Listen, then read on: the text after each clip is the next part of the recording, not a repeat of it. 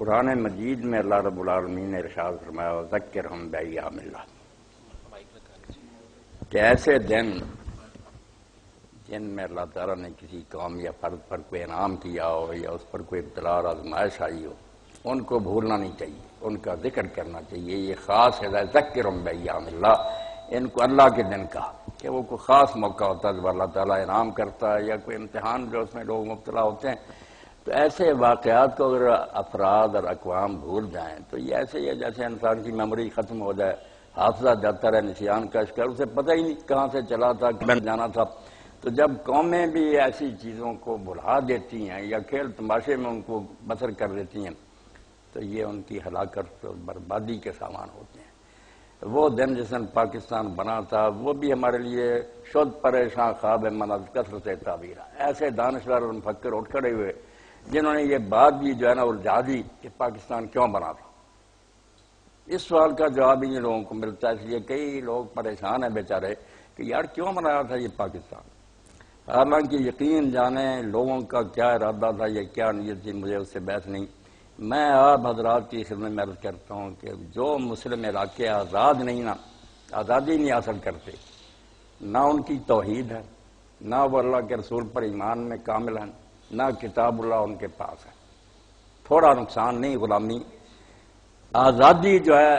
یہ توحید کا تقاضا ہے، چھوٹی بات نہیں، لا الہ الا اللہ نہیں پورا ہوتا جب تک ہم غیروں کی غلامی سے آزادی نہ حاصل کریں، کیونکہ اللہ تعالیٰ نے سورہ نساء میں اور مائدہ میں یہی بات کہی کہ جب غیر اسلامی ریاستوں میں یا غیر اسلامی عدالتوں میں مسلمان اپنے مقدمے لے جائیں تو اس کو تحاکم الطاغوت کا مشرک ہو جاتے ہیں کہ مانتے اللہ کو حاکم ہے،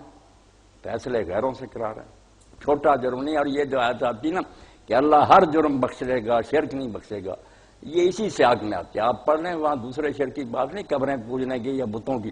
یہی ہے کہ یہ لوگ غیروں کی عدالتوں میں مقدمے لے جاتے ہیں۔ اس لیے اگر ہم اللہ کو مانتے ہیں تو سوائے اس کے کہ ہم آزادی حاصل کریں اور وہاں اللہ کے قوانین کی پابندی کریں، ہماری توحید بالکل نہ ہونے کے برابر، ہمارا لا الہ الا اللہ بالکل جھوٹا ہے۔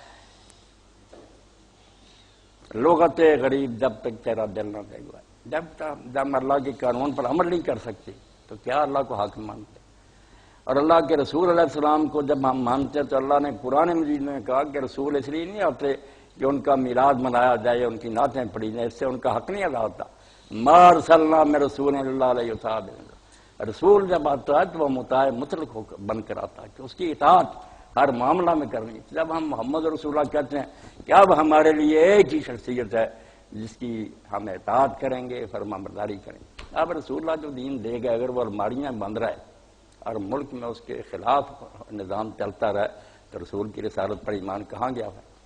اور جو قرآن پر ہمارا ایمان تھا کہ اب کسی ہدایت کی ضرورت نہیں، قیامت تک کے لیے قرآن کافی ہدایت ہے۔ اس کے لیے ہمیں ایک تجربہ گاہ چاہیے جہاں ہم لوگوں کو دکھا سکیں کہ یہ کتاب آؤٹ آف ڈیٹ نہیں، اپ ٹو ڈیٹ ہے، ہم زمانے کا ساتھ دیتے ہیں، چلا کر دکھائیں۔ معاشی نظام اب کیا مصیبت ہے کہ ایک طرف ہم سود کو حرام کہتے ہیں، قرآن کہتا ہے اللہ رسول سے جائیں گے، کوئی مسلمان علاقہ نہیں جو سود کا متبادل تلاش کر سکا۔ تو ہمارا زبانی دعویٰ کہ دین مکمل ہے اس کو تو ہم جٹلا رہے ہیں اپنے عمل سے۔ پوری دنیا کہہ رہے اگر سچے ہو تو چلا کر دکھاؤ بھائی، سود کو ختم کرو، انشورنس کو ختم کرو۔ اسی لیے پاکستان حاصل کیا گیا۔ اب جو جی چاہے بکتا رہے کوئی، علامہ اقبال رحمۃ اللہ نے کہا تھا کہ ہمیں ایک ایسی تجربہ گاہ چاہیے جہاں ہم قرآن اور سنت کو نافذ کر کے پوری دنیا کو یہ دکھا سکیں کہ رسول علیہ السلام کی شریعت ابدی ہے، دائمی ہے۔ یہ اس وقت کی بات نہیں کہ اس وقت ٹھیک تھی اب نہیں چل سکتی۔ تو یہ ملک جو ہے نا توحید، رسالت اور کتاب اللہ، ان تینوں پر ایمان کا تقاضا اور بالکل مطالبہ ہے کہ مسلمانوں کا آزاد علاقہ چلائیں یا نہ چلائیں ان کی اپنی قسمت ہے، مگر جب آزاد ہی نہ ہوں گے غیر ہمیں قرآن پر عمل کرنے دیں گے، سنت نافذ کرنے دیں گے۔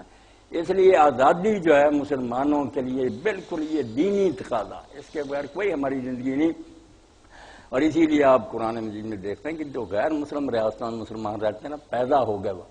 دو ہی راستے ہیں، یا وہاں انقلاب کی کوشش کریں یا ممکن ہو تو ہجرت کریں۔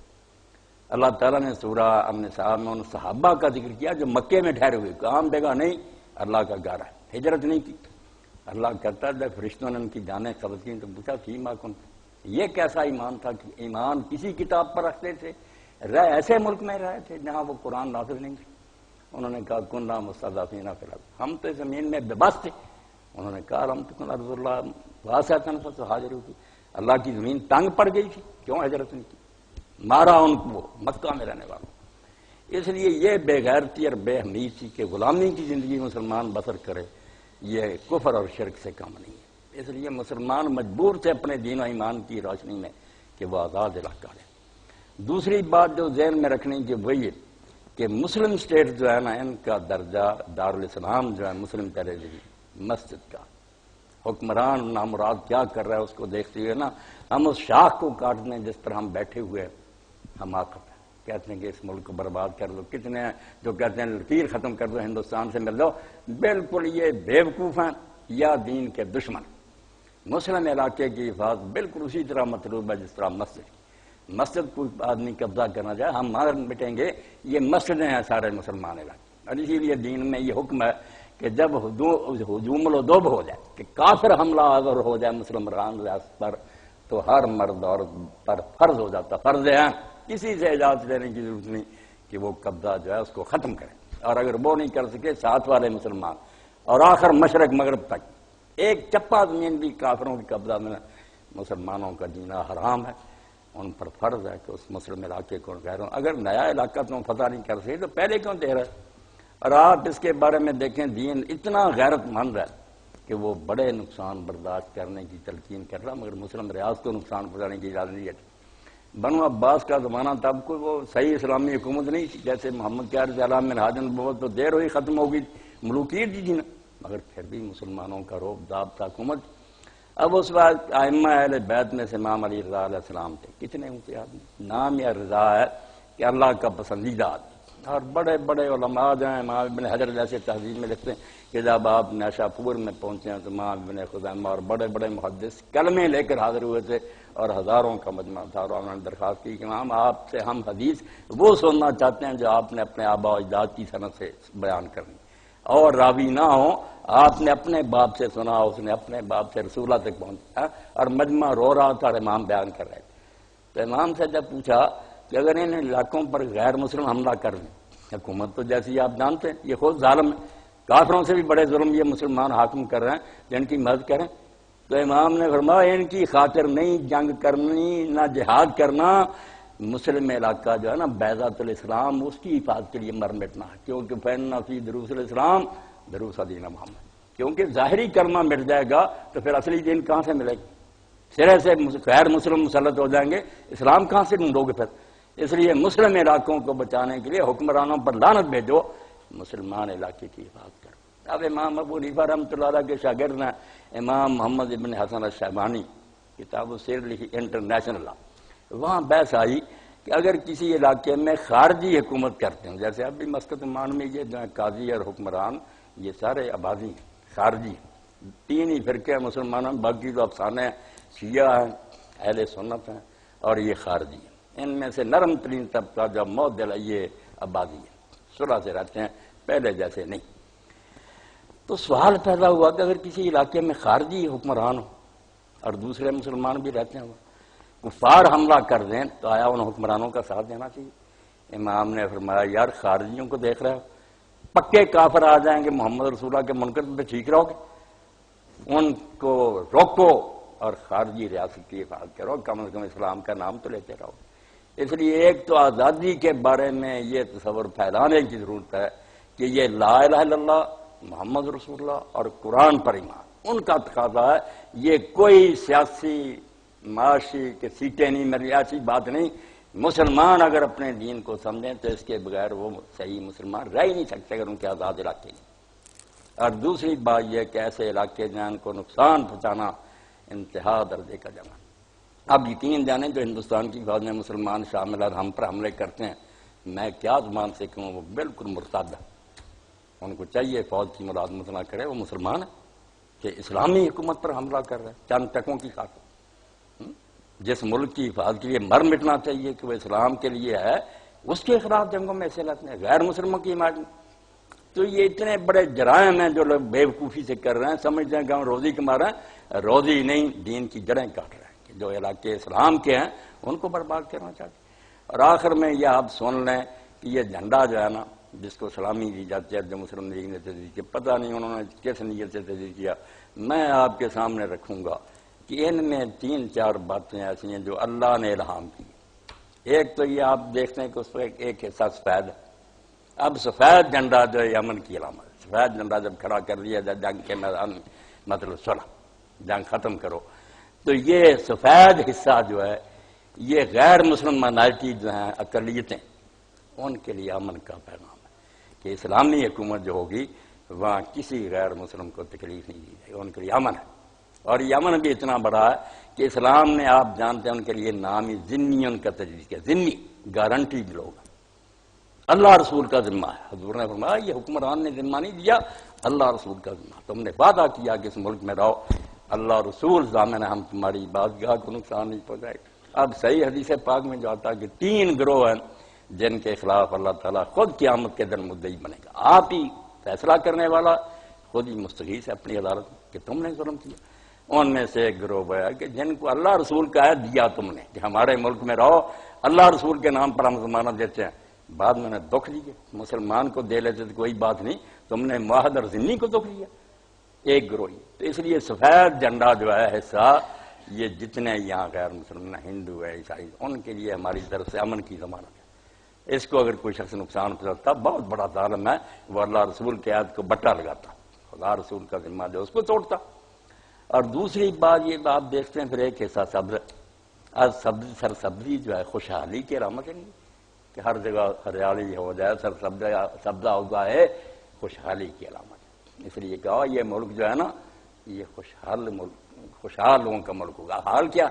یہ ہماری بدماشی ہے کہ اب عورتیں جو ہے بچے بیچنے کے لیے بازاروں میں بیٹا فروخت کی جائے، غربت، کوئی بیچارہ گولی مار رہا کہ کہاں سے آتا لا کروں،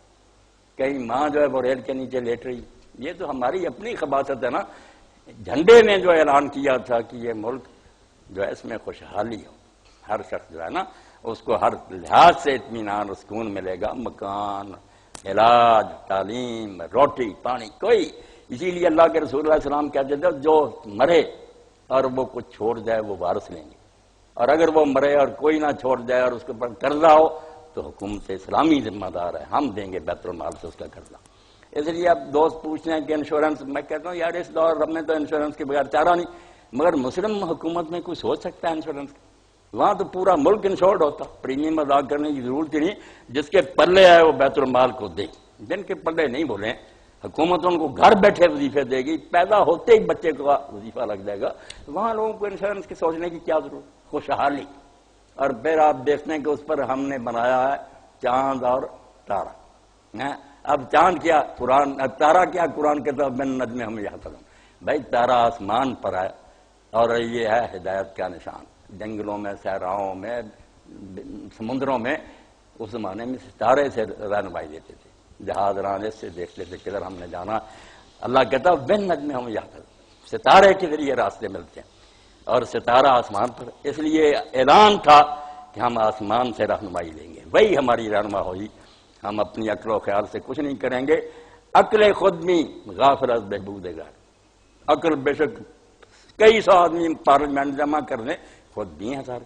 سب کے اپنے مفاد ہیں، اغراض ہیں، کوئی جاگیردار ہے کیوں قانون بنائے گا اپنے مفاد کے خلاف؟ انسان نہیں قانون صحیح بنا سکتا، اس کے اپنے اغراض و مقاصد ہے، وہ ولی بھی ہوگا نا اپنا الو سامنے رکھے گا، وہی خود وہی حق بھی نندا ہے، سب مخلوق کا نفع دیکھے۔ اللہ کا کلام چونکہ اللہ بے غرض ہے، وہ جو قانون بنائے گا سب کا نفع، بندے بنائیں گے اپنی اپنی پارٹی اور جماعت کا نفع، اس لیے ستارہ یا رہنمائی آسمانی ہدایت سے لیں گے۔ اور جو چاند آپ دیکھتے ہیں، اقبال کیا کہتا کہ چاند پہلے دن نکلتا چھوٹا، پھر بڑا ہوتا جاتا، پھر بدرے کامل بن جاتا، یہ ترقی و کمال کی علامت ہے۔ علامہ اقبال رحمۃ اللہ نے بڑی پیاری بات بتائی کہ یہ دنیا ہے بڑی نیلی فضا ہر دم فزوم سے، ہر روز آگے سے آگے بڑھتا جا، جیسے چاند روز آگے بڑھتا جا نا، اور مہ کامل کی طرح ترقی کی طرف جا، مگر راستہ جو ہے نا وہ یہی ہے، مقام خیش اگر خواہی دنی دیر، اس فانی دنیا میں تو چاہتا نا کہ یہاں بھی عزت اور آبرو حاصل ہو کسی علاقے کو، اور اللہ بھی خوش ہو، بحق دل بند و راہ مصطفیٰ، حق سے دل لگا اور راستہ محمد رسول اللہ کا چاہنا، سامنے حق ہو، صرف اللہ کو راضی کرنا، یہ رضا الہی مطلوب، راستہ محمد رسول اللہ صلی اللہ علیہ وسلم کا یہ ہے طریقہ۔ دری نیلی فضا ہر دم فضول، جیسے نیلے آسمان پر دن رات چاند آگے بڑھتا جاتا، بڑھتے جاؤ، ترقی سے سلام نہیں روکتا۔ یہ مختصر باتیں میں نے کر دی ہیں کہ اگر یہ کاٹ ہو جائیں تو آج کے دن کی مناسبت سے یہ اخبارات میں بھی ہر مجلس میں سنائی جائیں کہ پاکستان کے دن کو تم سمجھتے یہ کھیل تماشے کا دن ہے۔ یہ اتنا بڑا انعام ہوا تھا اس دن کہ تم توحید کے قابل بن گئے کہ اب ہم پر کوئی حکومت نہیں کرے گا، اللہ کا قانون حکومت کرے گا، کوئی ہادی اور رہبر نہیں ہوگا، ہر جگہ جہاں فیصلے ہوں گے محمد رسول اللہ رہبر ہوں گے، اور قرآن جو ہے یہ کوئی پرانی کتاب نہیں شمار ہوگی، یہ قیامت تک ہمارے لیے زندہ رہنما ثابت ہوگی اور ہم عملاً ثابت کر کے دیں۔ اب جو تبلیغ کے لیے کہتے ہیں کہ اللہ کے رسول نے تبلیغ ہم پر لازم کی، واقعی نبیوں کا کام ہے، اور یہ تبلیغ اتنی بڑی بات آپ دیکھتے ہیں قیامت کی عدالت کا دار و مدار ہی اس پر ہے کہ نبی یہ ثابت کرے کہ میں نے بات ان تک پہنچا دی ہے، اگر معاذ اللہ اس کی کوتاہی ثابت ہو جائے امتیں بری، وہ مجرموں کے کٹہرے میں کھڑا ہو جائے، مگر ایسا نہیں ہوگا، انہوں نے اپنا کام پورا کر لیا۔ اب اللہ کے رسول نے اعلان کر دیا کہ میرے بعد نبی کوئی نہیں آئے گا، جو کام پیغمبروں کے کندھوں پر تھا وہ اب تمہارے کندھوں پر منتقل ہو گیا، یہ امت یہ کام کرے گی، اور امت اگر زبان سے کرتی رہے، بسترے اٹھائے جائے، کلمہ پڑھا دے، بھائی لوگ کہیں جیسے لینن اور اسٹالن نے کہا تھا مولانا عبید اللہ سندھی رحمۃ اللہ علیہ سے، جب یہ سوشلسٹ انقلاب آیا، یہ روس میں تو انہوں نے جب اسلامی نظام معیشت کا بیان کیا کہ اسلام غریبوں کا مسئلہ ایسا حل کرتا جس میں مرتا بھی نہیں کوئی، امن سے ہی مسئلے حل ہوتے ہیں، تو انہوں نے کہا، اور یہ باتیاں آ کر ہندوستان میں علماء کے مجمع میں علامہ سندھی نے کیا رو رہے تھے، کہنے جب انہوں نے کہا کہ مولانا آپ کی بات ہم نے سنی ہے، ہمارے دماغ میں کوئی بوس نہیں بھرا ہوا، ہم سمجھتے ہیں کہ یہ بہت اعلیٰ نظام ہے جو آپ میں، مگر آپ کے اتنے ملک اب بھی ہیں، بتائیں نا جہاں یہ چل رہا ہے کہ ہم لوگ بھیجیں وہاں، اگر یہ برکتیں وہاں ہوں گی تو ہم پاگل ہیں کہ اس کو درآمدہ نہ کریں۔ تو مولانا نے کہا رونے کے ساتھ میرے پلے کیا،